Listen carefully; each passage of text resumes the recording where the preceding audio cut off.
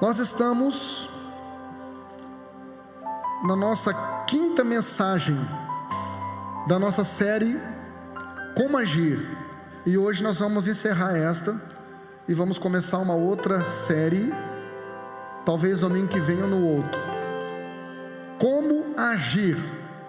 Falamos na primeira vez sobre como agir com os inimigos da família, na segunda sobre como agir com o Espírito Santo, na terceira sobre como agir com o seu hoje, na quarta sobre como agir, que eu esqueci, foi domingo passado, quem lembra, quem estava aqui? Com a alegria, eu fico muito alegre em você me lembrar disso. E hoje nós vamos estar falando sobre um assunto, irmão, que vai pegar 90% no contrapé, e eu estou incluído nos 90%.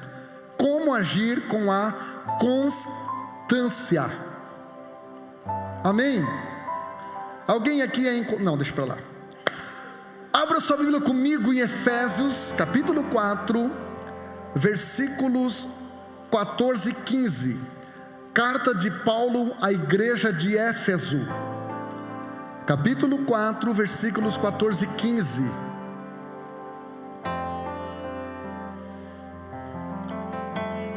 Irmão, depois que eu ler aqui eu vou orar, dá tempo para você ir embora, irmão, porque se você tem juízo, não fica, porque Deus vai te pegar de jeito hoje, por dentro.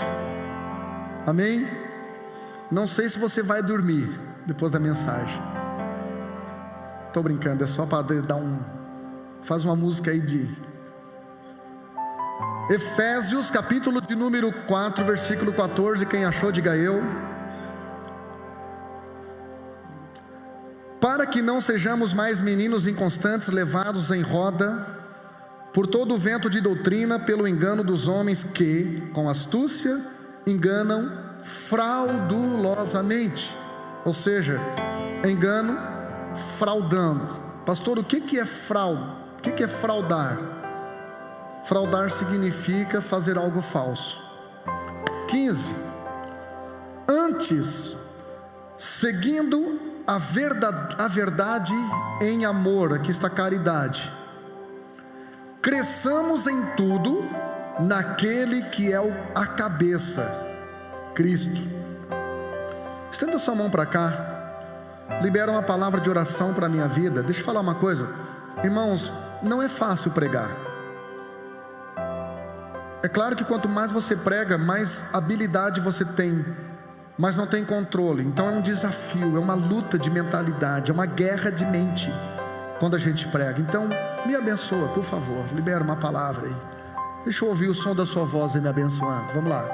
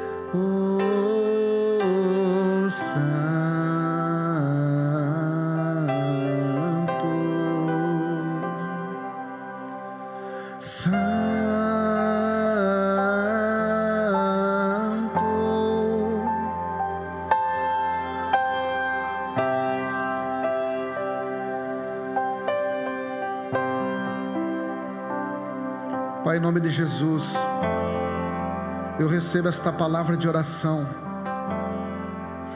que a tua igreja ministrou nessa noite. Senhor, derrama sobre mim a tua misericórdia, derrama sobre mim a tua graça, derrama sobre mim o teu perdão, derrama sobre mim o teu amor, derrama sobre mim a tua unção, Derrama sobre mim a tua longanimidade, a tua benignidade. Derrama sobre mim, Senhor, a tua misericórdia, a tua graça. Derrama sobre nós nesta noite um grande avivamento. Que no final desta palavra, Senhor, a tua igreja possa colocar para fora aquilo que o Senhor já colocou para dentro dela. Que a tua igreja possa despertar esse leão, esse adorador que encontra-se acuado, que encontra-se enjaulado nas grades das emoções, Senhor. Que a tua igreja possa liberar essa adoradora que está, Senhor, adormecida, e que nós entendamos que esse não será um culto como os outros, será o culto da nossa vida. Que nós sairemos daqui nessa noite completamente renovados, transformados, libertos. Sim, Senhor. Se houvesse algum demônio de inconstância entrado nesse ambiente, com certeza seria queimado nessa noite.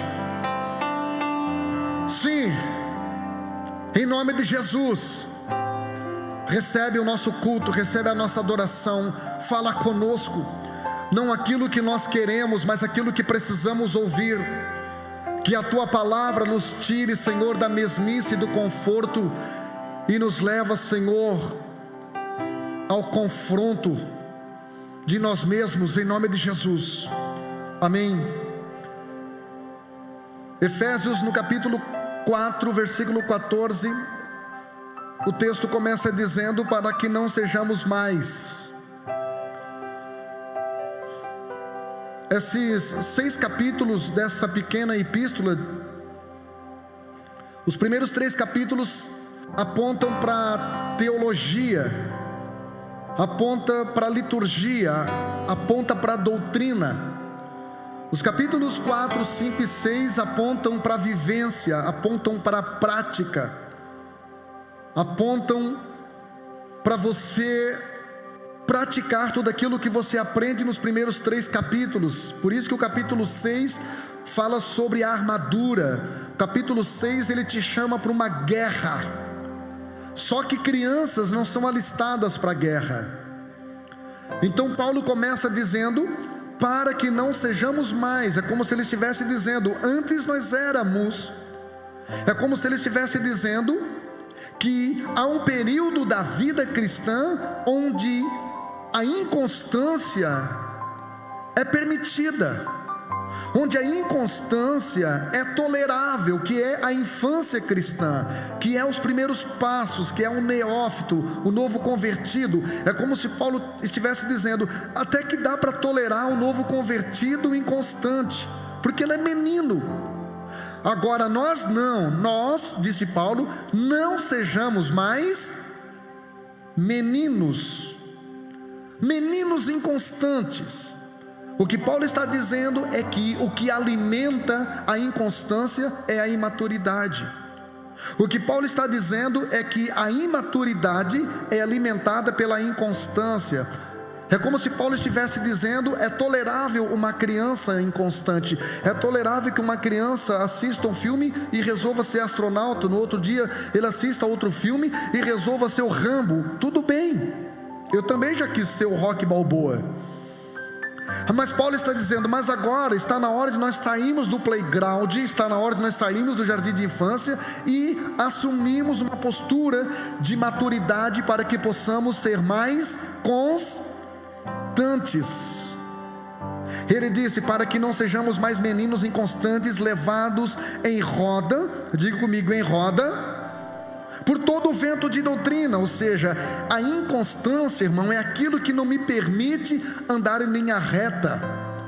A inconstância me faz andar em roda. Isso é ansiedade. A ansiedade é como um balanço que te movimenta, mas não te leva a lugar algum. A inconstância, ela te movimenta, ela faz você andar em roda, mas ela não faz você andar para frente e nem de forma crescente. Quem está me entendendo aqui? É isso que Paulo está dizendo. Para que não sejamos mais meninos inconstantes, levados levados em roda por todo o vento de doutrina. Quando você lê sobre isso que Paulo está dizendo, você pode lembrar de Sansão, que recebeu uma unção. O nome Sansão no hebraico é pequeno sol, irmão. E a Bíblia diz no Salmo 84:11 que Deus é um sol. É como se Deus houvesse criado Sansão para representá-lo na terra. Amém? Então veja só, a Bíblia diz no capítulo 16, no versículo de número 21, que os filisteus prenderam Sansão, porque toda pessoa inconstante, irmão, toda uma pessoa que fica flertando com o pecado, flertando com a sua força, flertando com a sua fraqueza, flertando com o sexo oposto, flertando com a sua responsabilidade, flertando com aquilo que ele carrega. Sansão carregava o nazireado dentro dele, que era algo de muita responsabilidade. A Bíblia diz no versículo 21 do capítulo 16 de Juízes, que os filisteus prenderam Sansão, arrancaram seus olhos, o prenderam com 2 cadeias e o colocaram em um moinho para que ele ficasse andando em roda, fazendo o papel de boi. É esta estratagema de Satanás contra nós ainda hoje: nos prender, arrancar os nossos olhos, mexer com a nossa visão e nos fazer andar em roda. É o que Paulo está escrevendo para a igreja de Éfeso: levados em roda por todo o vento de doutrina, pelo engano dos homens que com astúcia enganam fraudulosamente. Ou seja, todo inconstante, irmão, é facilmente influenciável. Toda pessoa inconstante é uma Maria vai com as outras, é uma pessoa facilmente influenciável. Versículo 15 diz assim: antes, diga comigo, antes. Agora Paulo não está mais falando do inconstante, ele está falando do constante. Ele está dizendo antes, ou seja, o constante, ele chega antes. Um constante, ele percebe as ameaças antes. Um constante, ele percebe quando as coisas começam a ficar mal antes. O constante chega antes de Satanás. Um constante chega na frente, irmão. Você sabe aquele empregado que no começo, nos primeiros dias de trabalho, ele chegava cedo, mas ele é inconstante. Depois ele começa a ser o último a chegar e o primeiro a querer ir embora. Paulo está dizendo antes, seguindo a verdade em... Quem está no culto? Quem está lendo comigo? Seguindo a verdade em caridade ou em amor. Olha aqui para mim, deixa eu ensinar um princípio. Paulo está nos ensinando aqui 2 coisas muito profundas e muito fortes, e isso pode mudar a sua vida, isso pode mudar seus resultados, isso pode virar uma chave no seu coração. Preste atenção no que Paulo está dizendo. Antes seguimos a verdade em amor. Por que Paulo fala de verdade e de amor? Porque o amor sem verdade é transigente, irmão. O amor sem verdade, ele corrompe caráter. O amor sem verdade é bajulador. O amor sem verdade, irmão, ele não confronta ninguém. O amor sem verdade, ele quer agradar todo mundo, ele quer agradar a gregos e troianos. Mas Paulo fala também verdade em amor, porque por outro lado, uma verdade sem amor me torna excludente. Pastor, o que é excludente? É aquilo que exclui pessoas. Você fala a verdade e você diz assim: eu falo a verdade mesmo, doa a quem? E é por isso que ninguém quer se relacionar com você. Então o que eu aprendo com isso, gente? Que nós temos que pregar o amor, mas em verdade. Não podemos ser transigentes, mas nós também devemos pregar a verdade em amor, para que não sejamos excludentes. para que não venhamos excluir pessoas pela forma como nós falamos. Então não basta você pregar a verdade, não basta o pastor Jean pregar a verdade. Toda igreja prega a verdade, mas tem igreja que está vazia e tem igreja que está lotada. Todo pregador prega a verdade, mas tem pregador que quer que as pessoas querem ouvi-lo, mas tem pregador que ninguém quer ouvi-lo. Jesus pregava verdades, mas ele não usava a verdade para machucar pessoas, para excluir pessoas. Ele usava a verdade em amor para atrair pessoas para ele, para atrair pessoas para o céu. Que você receba esta unção nessa noite, a partir de hoje, que você saia daqui pregando verdades, mas pregando essas verdades em amor, em nome de Jesus. E ele diz: antes, seguindo a verdade em amor, cresçamos em algumas coisas. Amém? Quem disse amém?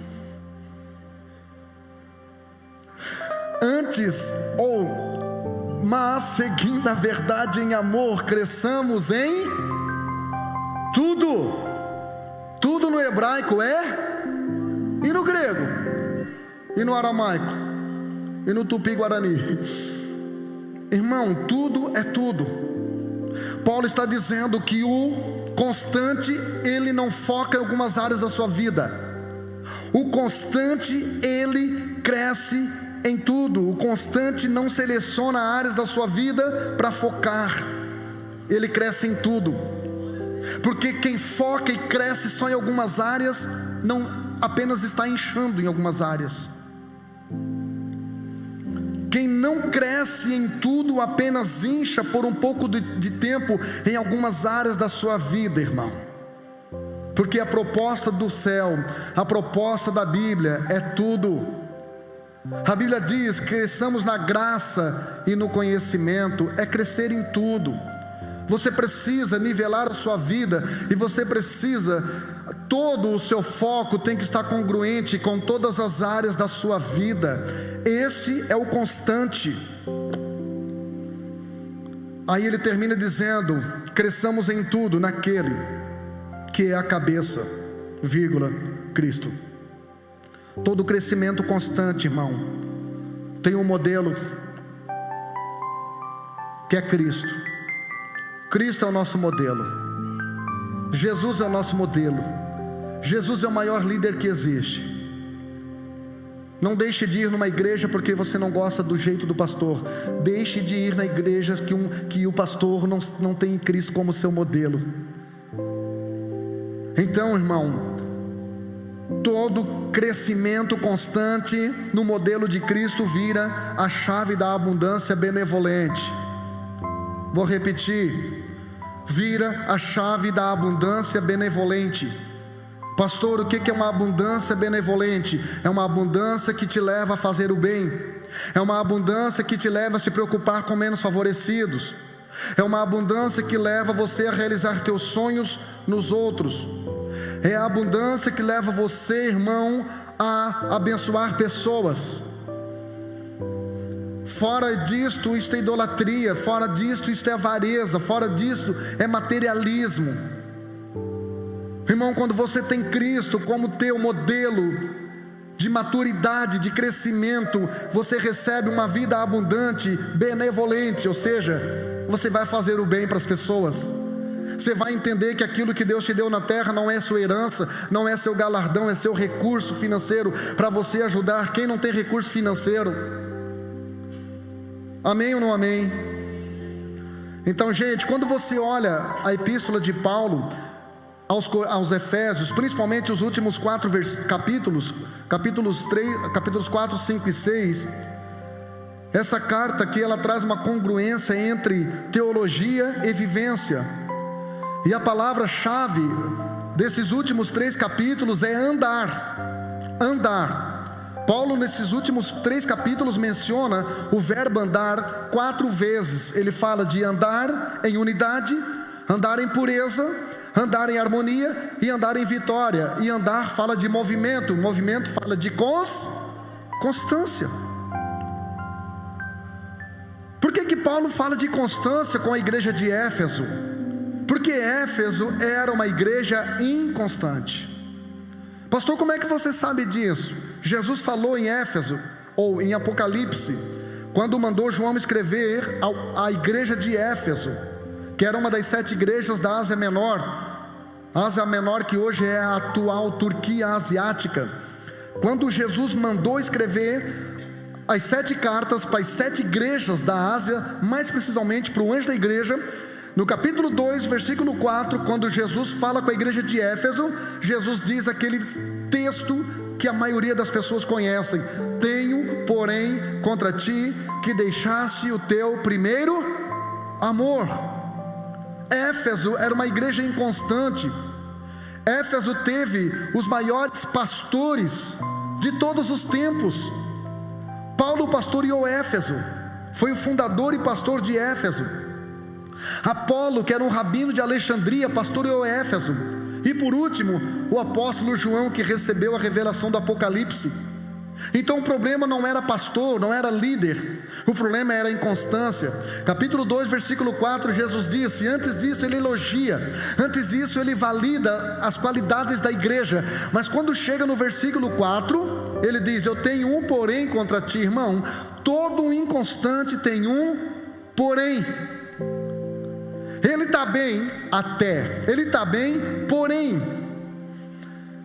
tem um porém contra ti, que deixar aqui, irmão, não é perder, porque perder pode ser um acidente, deixar aqui é uma ação consciente.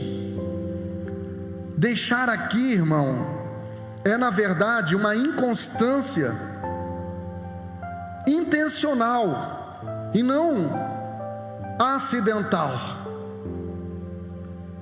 Ele disse: eu tenho porém contra ti que você deixou intencionalmente, você abandonou o teu primeiro amor. O inconstante, irmão, é anti-rotina. O inconstante não gosta de uma vida disciplinada. O inconstante, ele faz de tudo até conquistar as coisas. Só que depois que conquista, ele abusa rápido. Está lembrando de alguém aqui, irmão, que está dentro de você? Dá uma piscada para mim aí bem forte, irmão. Pisca forte. Eu quase colei o olho quando sou eu.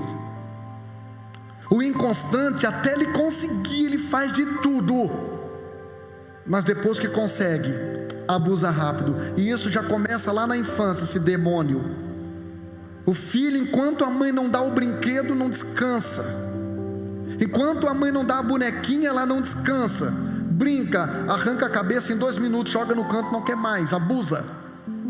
Se isso não for repreendido, isso vai para a adolescência. E aí o adolescente, irmão, ele não gosta de nada, ele não concorda com nada, não está feliz com nada. E isso vai para o casamento, vai para a profissão, vai para todas as áreas da sua vida.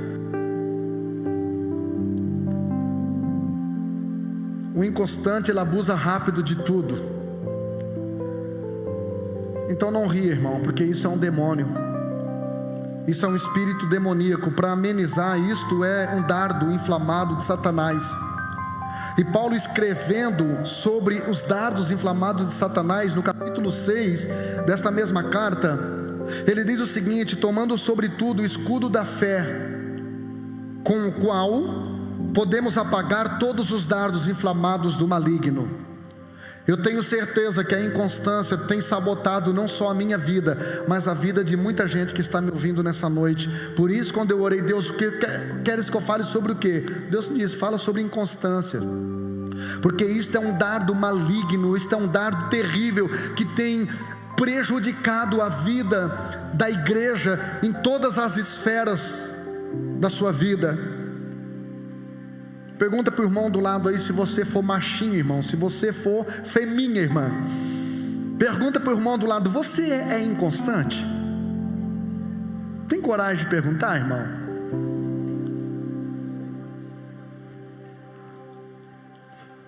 Dá um ruim só de perguntar, não é? Aquele irmão olhou com aquele olhar assim: vai cuidar da sua vida. Eu vou fazer umas perguntinhas para saber se você é inconstante, tá? São só 7. Depois eu entro na mensagem. Até agora eu dissertei o texto. Agora eu vou fazer umas perguntinhas que vão criar algumas respostas dentro do seu coração, e depois eu entro na mensagem. Para você saber se você é inconstante, você já ouviu a expressão fulano é volúvel, ou fulano é de lua? Fulano é fogo de palha, fulano ele é de arrancada, ele é o cavalinho do Paraguai, começa, mas não termina.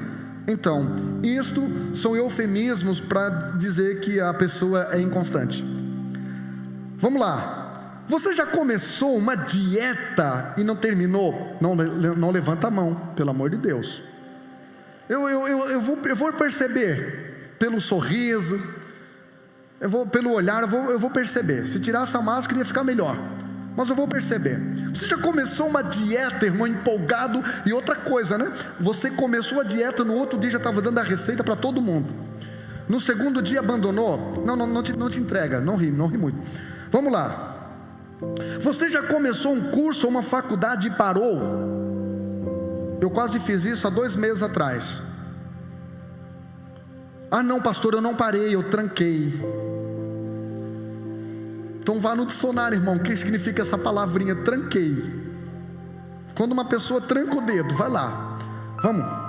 Terceira pergunta: você já começou a ler um livro e não terminou? Se for o Lidere-se, você vai para o inferno, irmão. Não pode parar de ler o Lidere-se no meio. Se for no começo, pode. Você já não, pastor, eu não parei, eu botei o marcador, eu vou voltar a ler. Eu tenho 150 livros com marcador na página 5, mas eu vou voltar. Eu sou constante, é porque não tem no momento. Quarta pergunta: você já começou a escrever um livro ou uma música e parou na metade? E quando chegou no refrão, ai pastor, é que eu não tenho esse dom. Irmão, percebe quantos livros você escreve por dia no WhatsApp? Dedinho nervoso. Você já tinha feito uma Barça. Alguém aqui sabe o que é Barça? Não é do Rio lá de passar os carros. A Barça era uma enciclopédia. Depois o vô explica. Chama no particular que o vô explica o que é Barça para você depois. Irmão, você já começou um ministério na igreja e parou? Posso pedir para levantar a mão? Não. Ah pastor, eu não parei, eu só dei um tempo. Faz 5 anos, só dei um tempinho, mas daqui a pouco eu volto, tá pastor? Tá tudo certo. Sexto, você já começou uma luta contra um vício ou um mau hábito e cedeu para ele? Sétimo, você já traçou projetos de vida abundante no início do ano e quando chegou no meio, parou? Quais as historinhas que você tem contado para a sua vida? Quais as historinhas que você tem contado para você mesmo, que você tem deixado a sua mente mentir para você? Qual as historinhas que você tem usado? Eu aprendi isso no curso de coach, irmão, e eu me identifiquei muito com isso, porque eu sempre fui de contar muita historinha para me desculpar. Eu sempre fui muito de contar historinha. Não é historinha com H, irmão, é historinha mesmo. E quem vive, irmão, quem perde tempo contando uma historinha, nunca vai escrever uma grande história na sua vida. Então, se a pergunta para alguma dessas 7, se a resposta para alguma dessas 7 perguntas aqui foi sim, dê atenção para a sua vida, irmão, porque é bem provável que você tenha sabotado alguns projetos de Deus na sua vida. É bem provável que você tenha boicotado ou no mínimo adiado coisas que Deus quer liberar sobre a sua vida. É bem provável que você tenha achado graça quando eu comecei a falar aqui, mas isso é muito sério, porque isso tem mudado a tua história. Tem mudado a tua história relacional, tem mudado a tua história financeira, tem mudado a tua história ministerial, espiritual. Isso tem bagunçado toda a tua vida e tem feito você correr atrás do vento. Nessa noite você vai sair daqui curado disso, em nome de Jesus. Esse demônio será repreendido das nossas vidas. Eu estou falando das nossas vidas, em nome de Jesus. Porque você nasceu, irmão, para ter conclusão na sua vida. Se Jesus fosse inconstante, Ele não teria dado o brado na cruz do Calvário: Pai, está consumado, está terminado, eu concluí, eu terminei o que eu tinha que fazer na terra. Por isso que vida abundante não é você viver muito, é você viver bem. E para você viver bem, é você viver leve. Para você viver leve, você tem que estar no centro do propósito de Deus. Aí você não precisa correr atrás da bênção. A bênção alcança você, porque a bênção quer ser abençoada por você, em nome de Jesus. Existem alguns prejuízos por não saber agir com constância. Primeiro prejuízo é no ministério. Números capítulo 11, versículo 25. Números 11, a Bíblia diz que Deus resolveu com que Moisés seguisse a orientação de Jetro, seu sogro. Moisés estava tendo um ministério, irmão, exaustivo, porque ele queria ser um faz-tudo, um multitarefa, um workaholic, uma pessoa que queria fazer tudo sozinho. E aí vem Jetro, que não era convertido, e dá uma instrução para Moisés. E se Moisés fosse orgulhoso, não teria aceito, não teria absorvido. Mas a Bíblia diz que Jetro seguiu o conselho de Moisés. Irmão, só pessoas humildes mudam de vida seguindo bons conselhos. Só pessoas humildes mudam de estratégias que não está dando certo. Só pessoas humildes são redutíveis. Elas reduzem quando precisa, elas avançam quando precisa, mudam de estratégia quando precisa, mudam de rota quando precisa. E Moisés fez isso. Então Deus pega e tira a unção que estava sobre a vida de Moisés e espalha sobre 70 anciãos. Vamos ler Números capítulo 11, versículo 25, diz assim: então o Senhor desceu na nuvem e lhe falou, e tirando do espírito que estava sobre ele, e pôs sobre aqueles 70 anciãos. Tem Bíblia que fala autoridades, a NVT fala autoridades. Quando o espírito repousou sobre eles, profetizaram, mas depois nunca mais. Fizeram, mas não fizeram mais. Profetizaram, foram profetas e não foram mais. Aí quem não lê muito a Bíblia, quem não lê muito o contexto, pensa assim: mas talvez tenha sido a vontade de Deus que eles fossem profetas só por uma vez, só para aquele tempo. Talvez fosse a vontade de Deus que eu parasse. Talvez fosse a vontade de Deus que eu desse um tempo. Talvez Deus conhece meu coração. Irmão, Deus não responde o teu coração, Deus responde a tua oração. Deus não responde, Deus não dá resposta ao meu sentimento. Eu tenho que honrá-lo através dos meus sentimentos, e isso é diferente. Versículo 9, sabe, versículo 29 do mesmo capítulo 11 de Números, Moisés diz assim: quem dera, oxalá, que todo o povo de Deus fosse profeta. Moisés estava dizendo: se Deus tivesse uma nação profética, talvez Deus não teria uma geração tão cética, tão patética. Eles profetizaram, mas depois nunca mais, não deram sequência, não alimentaram esse chamado, não alimentaram esta unção, não alimentaram o seu ministério. Paulo, escrevendo sobre isso em 1 Coríntios capítulo 14, versículo 5, Paulo disse: eu gostaria que todos vocês, se quiser ir botando os textos, Angélica, 1 Coríntios 14, 5, Paulo disse: eu queria que todos vocês orassem em línguas estranhas, eu queria que todos vocês falassem em línguas estranhas, mas o que eu quero mesmo, muito mais, é que vocês profetizem. Está aqui. Eu quisera que vós todos irmãos, todos falassem outras línguas, muito mais porém que profetizeis. Por que Paulo fala isso? Porque Provérbios capítulo 19, versículo 18, a Bíblia diz que quando não há profecia, o povo padece, o povo se corrompe. Eu quero que você entenda, irmãos, que Deus quer resgatar uma igreja profética. Eu não estou falando de você fazer como faziam antigamente, de levantar no meio da mensagem, assim diz o Senhor. Eu não estou falando de você atrapalhar culto, eu não estou falando de você dizer assim diz o Senhor. Eu estou falando de você entender que você precisa ser profético para as pessoas que cruzam o seu caminho.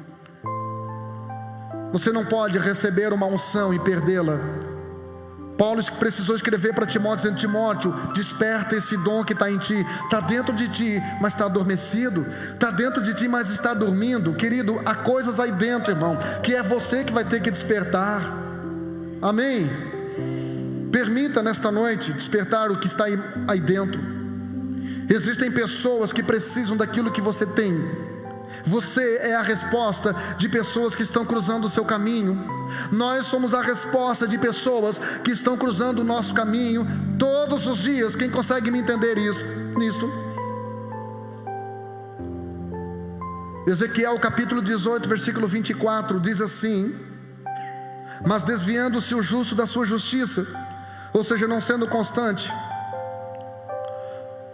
Ezequiel 18, 24 diz assim: mas desviando-se o justo da sua justiça e cometendo a iniquidade, e fazendo conforme todas as abominações que faz o ímpio, ou seja, imitando o ímpio, imitando o mundo, se conformando com o mundo. O profeta pergunta, Deus pergunta através do profeta: porventura viverá? De todas as suas justiças que tiver feito, não se fará memória. Ou seja, a justiça, irmão, aquilo que eu fiz, aquilo que eu fui, não é acumulativo. Eu não posso ficar vivendo do passado. Eu não posso ficar vivendo do tempo que eu fui líder disso, do tempo que eu era obreiro naquilo, do tempo que eu fazia isso, do tempo que eu fazia aquilo. Eu não posso ficar vivendo disso. Há uma geração que está morrendo ao nosso lado. Há uma geração, eu sei que a mensagem aí está descendo atravessada, eu sei disso, irmão, mas é Bíblia. Deus aqui está dizendo: se o justo se desviar do seu caminho e ele começar a fazer aquilo que o ímpio faz, não pensa que aquilo que ele fez no passado vai ficar na balancinha, porque irmão, justiça não é acumulativa. Justiça é todos os dias, fidelidade não é acumulativa. Eu não posso chegar para minha esposa e dizer: olha, eu te traí, mas você tem que me perdoar porque eu fui fiel 30 anos. Eu não posso, eu não tenho esse direito de fazer isso com a minha esposa. Eu não tenho esse direito de fazer isso com a minha esposa. Aí está dizendo: de todas as suas justiças que tiver feito, não se fará memória. Na sua transgressão com que transgrediu, e no seu pecado com que pecou, neles morrerá. Inconstância. Existem pessoas que você vai fazer o velório delas e você só vê elas falando daquilo que ela foi no passado. Você não consegue ver nada novo, nada atualizado. Você não consegue ver nada do dia, nada daqueles dias. Isso é muito ruim, irmão. Nessa noite há uma unção de quebra de maldição aqui. E esta maldição chamada inconstância vai sair da nossa vida. Amém? Em nome de Jesus. Pastor, vamos falar de coisa boa? Vamos. Quais as vantagens de saber lidar com a constância? A primeira vantagem, Angélica, está em 2 Crônicas capítulo 15, versículo 7. 2 Crônicas capítulo 15, versículo 7 diz assim: mas esforçai-vos e não desfaleçam as vossas mãos, porque a vossa obra tem uma. Só as mulheres recompensa? Só os homens? Todos? Deus está dizendo: mas esforçai-vos e não desfaleçam as vossas mãos. Ele está dizendo: a sua constância depende do seu nível de esforço. A sua constância depende do seu nível de determinação. A sua constância depende do seu nível de posicionamento. Faça força. Faça força. Aquela mesma força que você faz toda segunda-feira de manhã, que você acorda doido para ficar na cama, com dor de dente, chovendo, e você só tem um guarda-chuva com um varão quebrado que vai pingando água no seu cangote. Você chega na empresa indignado, mas mesmo assim você vai, porque você sabe que no final do mês você terá um salário. Deus está dizendo aqui: faça força e não desfaleça as tuas mãos, porque a vossa obra tem uma recompensa. Ou seja, eu não vou ficar devendo nada para você, irmão. O que você vai fazer, eu vou recompensar você. Quantos querem a recompensa de Deus? Quantos querem a recompensa de Deus? As pessoas dizem: pastor, que bonito, você ora todo dia de manhã, das 6h30 às 7h30. Oh, mas você é bem crente, irmão, você é espiritual. Não, irmão, eu só oro porque há uma recompensa. Eu não oro porque eu sou bonzinho, não oro porque eu sou espiritual, não oro porque eu sou forte. Eu oro porque eu estou firmado em Mateus 6:6. Jesus falou: tu, porém, irmão, Não é essa minha esposa vinha ou vem. Na maioria das vezes o despertador desperta. Ela vira, ela escuta, porque eu escuto, ela escuta também, irmão.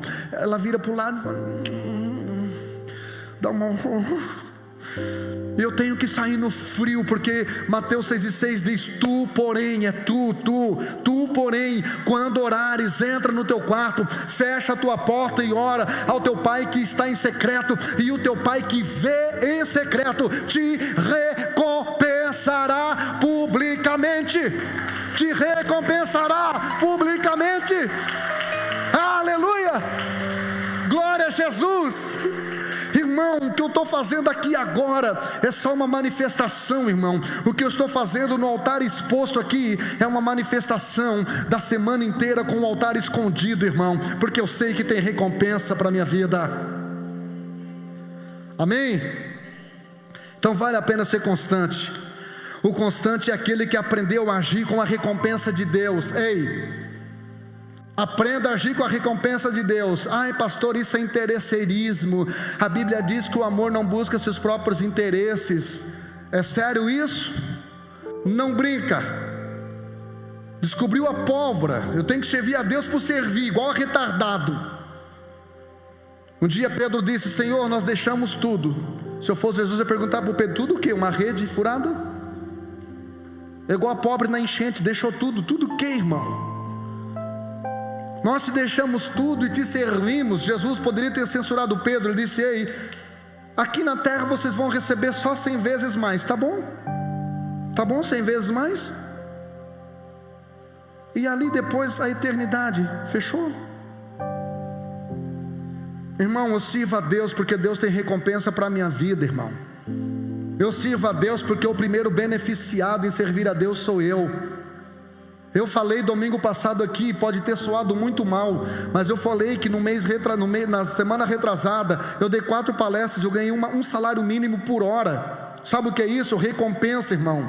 Recompensa de muitas vezes que os meus filhos levantavam 7h30 da manhã para ir para a escola e eu estava estudando, lendo. Quando eles voltavam meio-dia, eu ainda estava no mesmo lugar estudando e lendo. Isso é recompensa, irmão. É a lei da recompensa. Pastor, mas Jesus pagou o preço por mim. Jesus pagou o preço pela tua salvação, irmão. E mais nada. O resto que tem que fazer é você. Você tem que ser constante. Não pense que se você não ler, você vai receber um chip de Deus, de sabedoria, porque Jesus pagou um preço. Jesus não pagou um preço para você ser sábio. Jesus pagou um preço para você ser salvo. Jesus não pagou um preço para você receber unção, irmão. Jesus pagou um preço para você receber a salvação. E quanto mais você busca, quanto mais você renuncia, quanto mais você deseja a presença de Deus, mais você terá. Isto é recompensa, isto é persistência, isto é permanência. Se você quer algo de Deus, se você está buscando um dom de Deus, a Bíblia diz em 1 Coríntios 14:1: buscai com zelo, com zelo, com zelo. Busque, busque, busque os dons espirituais. Busque, busque. Deus quer te dar, mas Ele pode estar testando o seu nível de determinação, porque você foi tão determinado com sua faculdade, você foi tão determinado com a profissão que você queria ter, e hoje com as coisas de Deus você acha que você vai receber um Hadouken no peito aqui, um raio de superpoder, e vai sair da igreja. Só lamento, meu filho, isso não vai rolar. Se você quer de Deus, pague um preço. Seja perseverante, seja constante. Pode ter certeza, haverá recompensa para você. Quem crê nisso, diga eu. Hebreus capítulo 10, versículo 36 diz: vocês precisam perseverar, ou seja, ser constante, de modo que quando tiverem feito a vontade de Deus, recebam o que Ele prometeu. Existem muitas promessas para mim e para você nesse livro. Quantos creem? Vou mudar. Existem muitas promessas para mim e para você nesse livro. Quantos querem?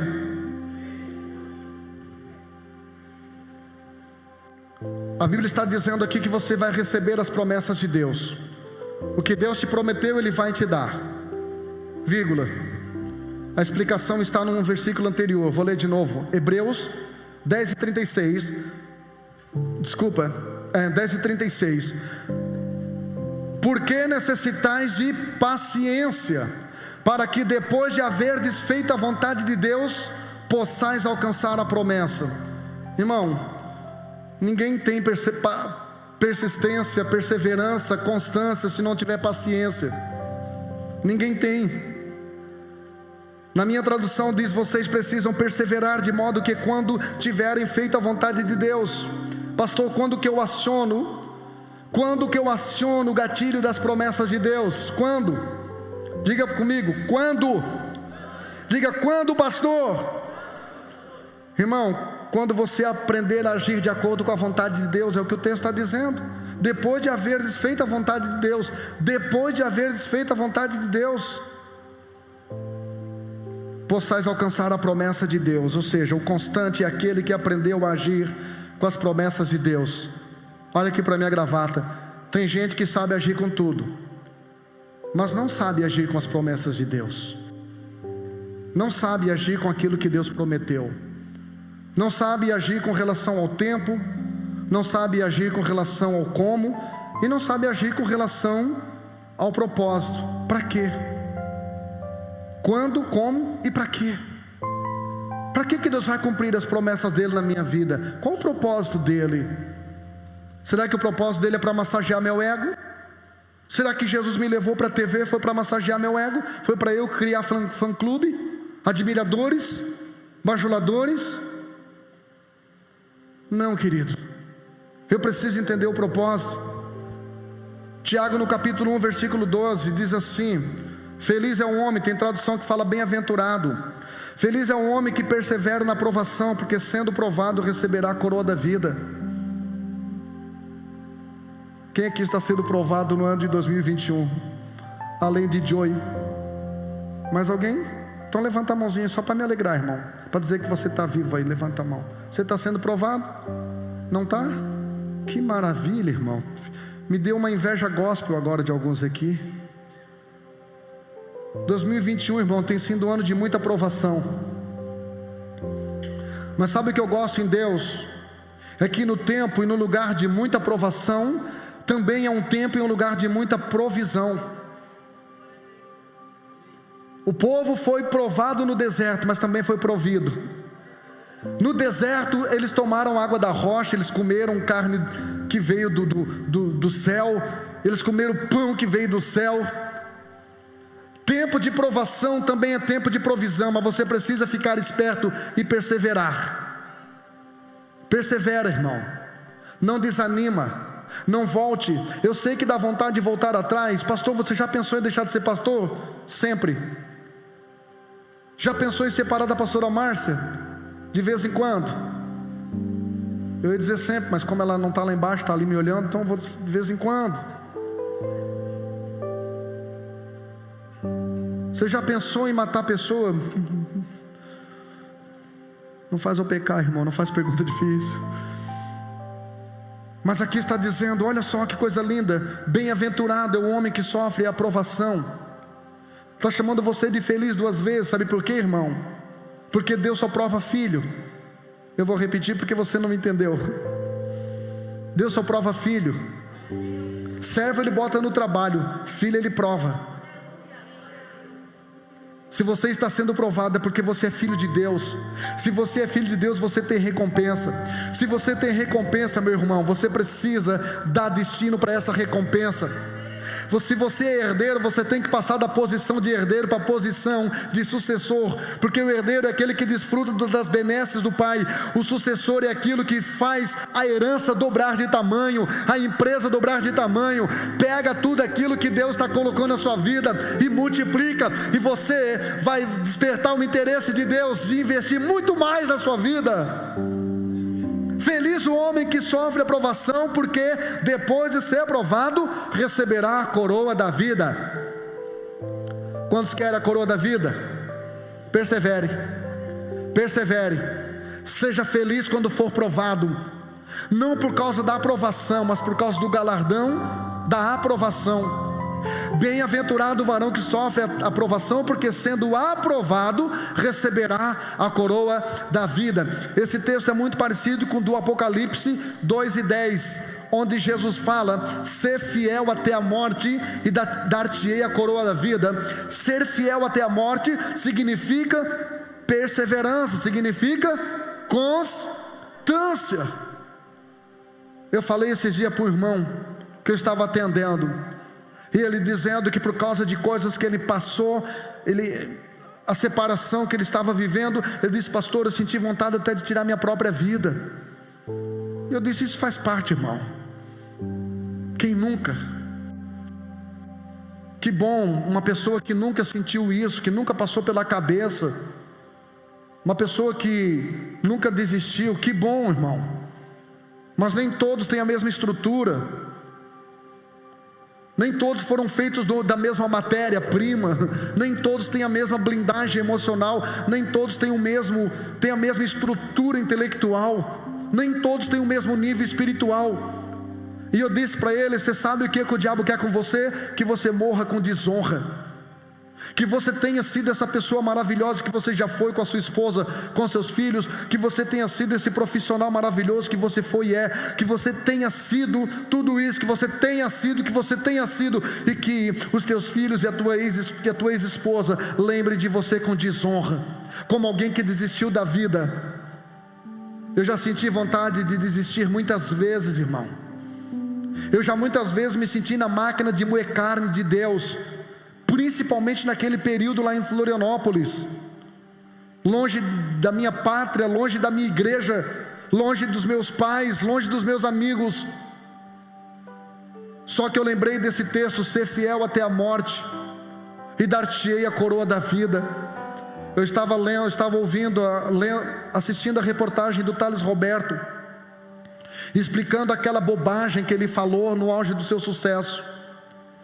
E ele disse que Deus permitiu com que ele falasse aquelas bobagens para frear o ministério dele, porque ele estava num período de ascensão ministerial tão grande, ele estava ficando tão rico, ele estava ficando tão famoso, que ele estava correndo o risco de perder a sua família, de perder a sua esposa, de perder a sua saúde física, porque, irmão, a agenda não é brincadeira, a agenda é sedutora.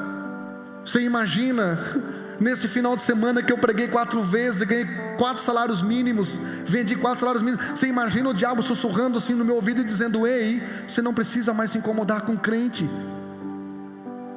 você ganha em 5 horas de palestra o que a igreja te paga no mês. E isso é envolvente, isso é empolgante, isso nos seduz, gente. E o Thales disse: hoje eu entendo que foi um momento de desvario que eu precisei ter para que Deus me trouxesse para o secreto, me trouxesse para o anonimato. Porque, irmãos, o sucesso é mais perigoso do que o fracasso.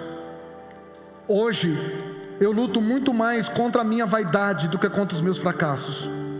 Hoje eu procuro me blindar muito mais dos elogios do que das críticas. E eu não sou nada, eu não sou ninguém. Imagina uma pessoa que chegou no auge da fama no mundo inteiro. Então existem coisas que Deus faz ou que Deus não faz para proteger eu e você, porque Deus está nos preparando para algo muito maior. Amém? Ser fiel até a morte, dar-te-ei a coroa da vida. Quem não é fiel até a morte, irmão, a coroa que recebe é da funerária Santa Teresinha. Pois eu quero um Rhodes pela propaganda.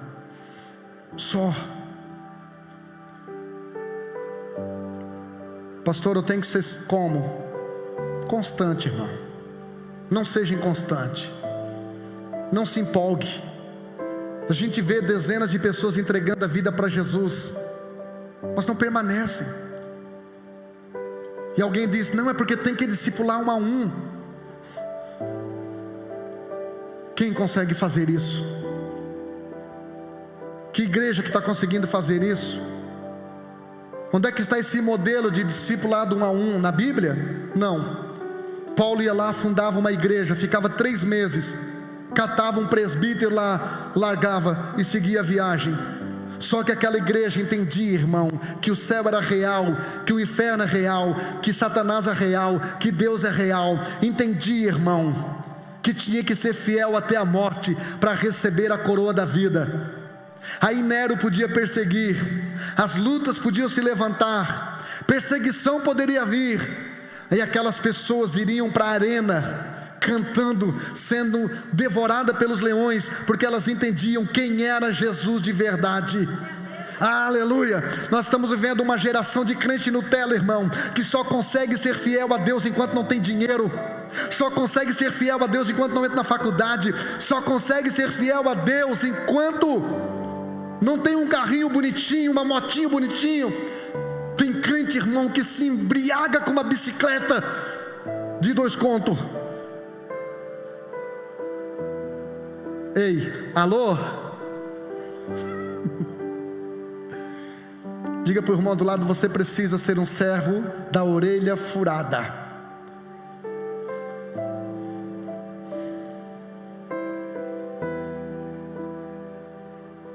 Todas as mulheres aqui têm orelha furada, né? Eu também tenho, irmão. Eu já tive meu momento de calça boca de sino e brinco, cabelo comprido, estilo Luiz Caldas. Não é disso que eu estou falando. Servo da orelha furada encontra-se no livro de Êxodo, capítulo 21. No livro de Êxodo, capítulo 21, Deus disse assim para o povo dele: quando vocês comprarem um servo hebreu, ele vai servir vocês por 6 anos. Quantos anos? Depois de 6 anos ele vai ter o direito de sair livre, ou de sair forro, de onde vem a palavra alforria, libertação. Se ele chegou com esposa e filhos, ele vai sair com esposa e filhos. Se ele chegou solteiro e na casa do seu senhor ele teve esposa e filhos, ele vai deixar e vai sair só com o corpo. Só que se esse servo olhar para o seu senhor e dizer assim: eu não quero ir embora, eu te amo, eu lembro de quando eu cheguei aqui arrebentado, você me deu uma oportunidade. Eu lembro de quando eu cheguei aqui sozinho, você me deu uma família. Eu lembro de quando eu cheguei aqui sem dinheiro, você me deu um trabalho. Então eu quero ficar contigo. A Bíblia diz que aquele senhor pegaria aquele escravo, a partir do versículo 5, pegaria aquele escravo e levaria na porta do muro de Jerusalém. Porta fala de novos ciclos, fala de novas oportunidades. E aquele senhor abriria essa porta no muro de Jerusalém e diria assim: ó, olha para o mundão, agora me diga, tem certeza que quer ficar comigo? E o seu senhor precisaria fazer isso na frente de testemunhas. Aí o servo diria: sim, eu quero ficar contigo. A Bíblia diz que aquele senhor pegaria uma sovela, que é uma agulha, esquentaria no fogo, puxaria sua orelha e furaria sua orelha. Talvez sairia lágrimas dos seus olhos. E aí de repente aquele servo se arrependeu e disse: não, eu me arrependi, eu quero sair, eu vou fugir. Ele iria para um outro senhor, pedir emprego. É aqui que estão precisando de gente para trabalhar, de servos? Sim, se aproxime por favor. Quando aquele senhor olhasse a orelha do servo da orelha furada, dizia: eu estou precisando, por mais que eu queira, não posso pegar você, porque a sua orelha denuncia que você pertence a um outro senhor. Pastor, o que isso tem a ver com a minha vida? Só tudo. Angélica, põe para mim Êxodo 21:5, diz assim: mas se aquele servo, depois de 6 anos, expressamente disser. Por que a Bíblia fala expressamente, irmão? Porque não basta o servo pensar, ele tem que expressar. Irmão, adoração não é o que eu penso, é o que eu expresso. O mundo espiritual se move por aquilo que eu expresso, por aquilo que eu verbalizo. O amor precisa ser verbalizado. Por isso que Deus amou o mundo, que o verbo se encarnou. Porém, o escravo expressamente disser: eu amo meu senhor, minha mulher e meus filhos, eu não quero sair livre, eu não quero liberdade, Eu não quero essa liberdade. Essa liberdade lá fora vai me fazer mais mal do que a minha serviência aqui dentro. Versículo 6, Angélica. Então o seu senhor o levará ao juízo e o fará chegar à porta e à ombreira. A ombreira é uma pequena porta. E o seu senhor lhe furará a orelha com uma sovela. Quando eu li os Salmos 40, eu sempre amei os Salmos 40, porque ele começa dizendo no versículo 1, pode deixar nesse texto, Angélica: esperei com paciência no Senhor, e Ele se inclinou para mim e ouviu o meu clamor. Versículo 2, o Davi disse: Ele me tirou de um lago horrível, de um lago horrível, de um charco de lodo, Ele colocou os meus pés sobre uma rocha, e Ele firmou os meus passos. Mas quando chega no versículo 6, eu não entendia o que Davi falou, porque o Davi diz assim: olha, as minhas orelhas tu furaste. Eu não entendia isso, até que eu li sobre esse texto. Servo da orelha furada é o servo que tem liberdade para ir para outro senhor. É o servo que tem liberdade para sair da igreja. É o servo que tem liberdade para beber, para fumar, para fazer o que quiser, irmão, para ir onde quiser. Eu e você somos livres. Somos livres. Mas aquele servo diz: não, eu estou lembrando de como eu cheguei aqui e como a minha vida está hoje. Pergunta para o irmão do lado: você ainda tem lembrado, irmão, de como você chegou na casa de Deus e como a tua vida está hoje? Porque são as minhas lembranças que ativam a minha gratidão. Eu vou repetir: são as minhas lembranças que ativam a minha gratidão. Jesus disse: todo aquele que for mais perdoado amará mais. Todo aquele que tiver consciência de onde Deus o arrancou, o amará mais.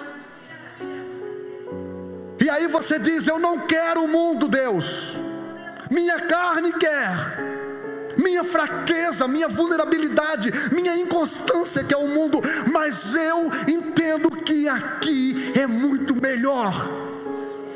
Então ele pega e fura a sua orelha, e aí ele coloca uma marca na sua orelha, e mesmo que você se arrependa, vá para o mundo vai olhar para você e vai dizer: você não é daqui. Quantos testemunhos de pessoas que desviadas, que foram na Umbanda, e o demônio disse: eu não posso descer, manda essa pessoa embora. Então entenda, Deus marcou você, meu irmão, Deus marcou você. Você não presta mais para o mundo, você não presta mais, você vai servir a Jesus. E aqui a Bíblia diz que Ele o servirá para sempre, para sempre. Não é uma fasezinha na igreja até as coisas melhorar, não. Quanto mais as coisas melhoram, mais você se apaixona por Ele, mais você o ama.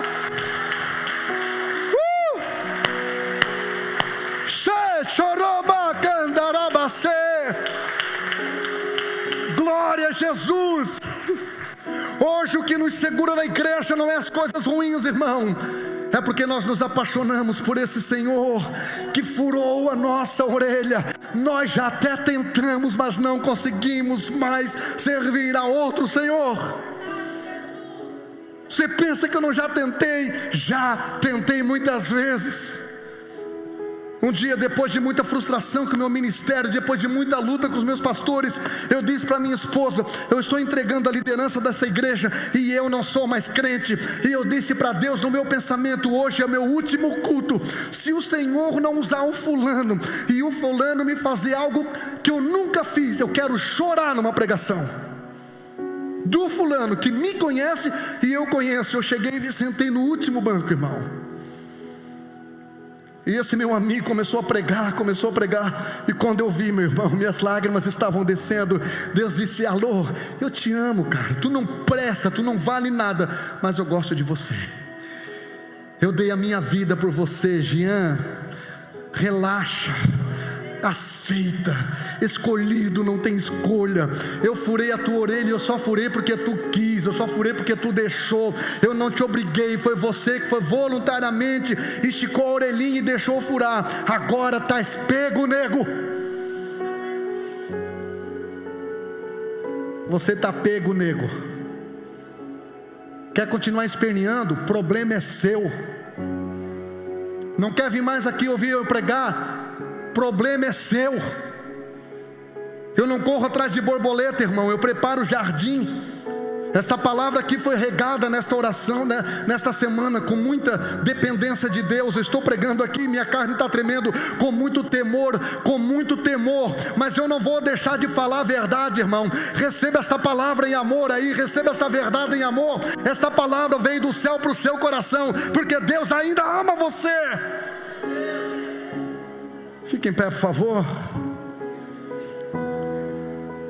Oh, de cancheira la manzou. Quantos servos da orelha furada nós temos aqui? Levante as suas mãos, feche os seus olhos. Servos da orelha furada. Ai, hoje eu não vou no culto. Quando vê, está aqui dentro, servo da orelha furada. Parou de fazer as coisas para Deus, disse: eu nunca mais faço. Quando você ora aqui para o altar, você se vê aqui em cima, servo da orelha furada. Eu sei que você já foi muito machucado, eu sei que você já foi muito humilhado, mas não bota essa conta na conta de Deus. Deus ama você, Deus tem o melhor para você.